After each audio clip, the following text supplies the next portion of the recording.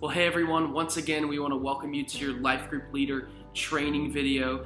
This week's video is going to be a little bit unorthodox because, as you know, it is Labor Day. I'm not in the office today, but I did want to go ahead and send you a video encouraging you about your group this week and telling you a little bit about the text. So I'm at my home recording this video. I hope you'll give me some grace in the quality and everything like that.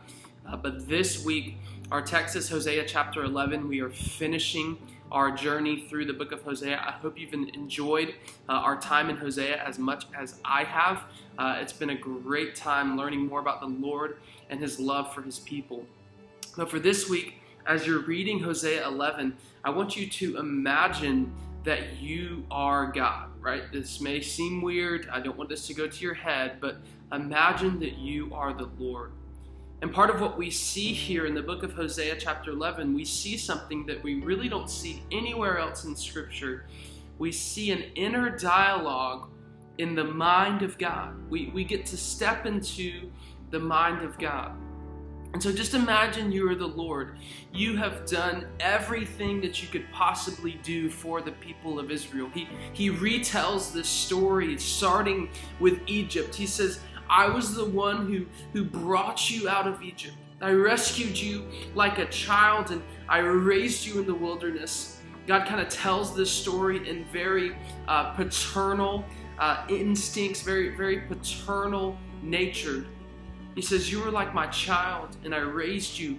I delivered you. I sustained you. I saved you. All of these things I did for you. And as I kept extending my love for you, you kept running further and further and further and further away. And people, I want you to know that my heart is broken. I mean, imagine you are God and you've done everything you could for Israel, and all they have done in return is just run further and further and further away. And not only do they run away, but they run away from God and they run to other gods. And so in the book of Hosea, chapter 11, we get this inner dialogue with the Lord. And the Lord knows two things. The first thing He knows is that He despises sin. He cannot stand it.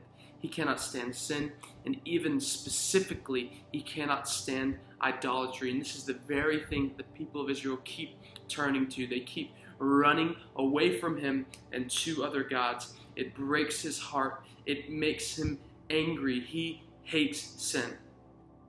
The second thing that He knows is that He loves His people and that He loves them very, very much. They're His people after all. He raised them, right? He brought them from Egypt. He's shown them compassion and grace and mercy because He loves them. And so in Hosea 11, we get this almost polarization of the heart of God, where He says, I hate sin so much, I hate idolatry so much, but I love these people so much.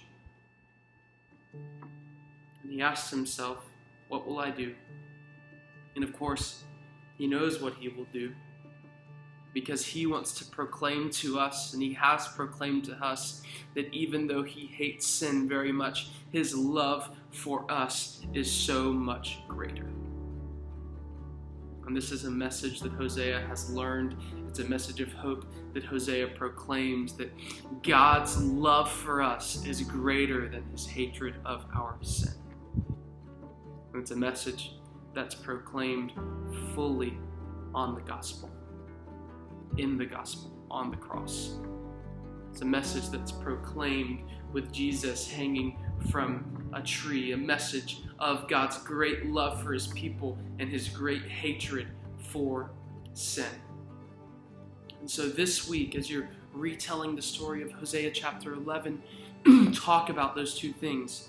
Talk about God's hatred for sin, but talk about God's love for His people, and talk about how God's love for His people is greater than His hatred for sin. Encourage your group with the truth that God's love for them is unconditional, that God loves them no matter what. And so this is the example of love that we've been given, that true love doesn't have conditions. True love is unconditional, faithful love. And so this week, with that being our main idea, we want you to challenge your group. Challenge your group to show the love of God this week by loving someone unconditionally. We want to challenge your group to forgive someone who has hurt them.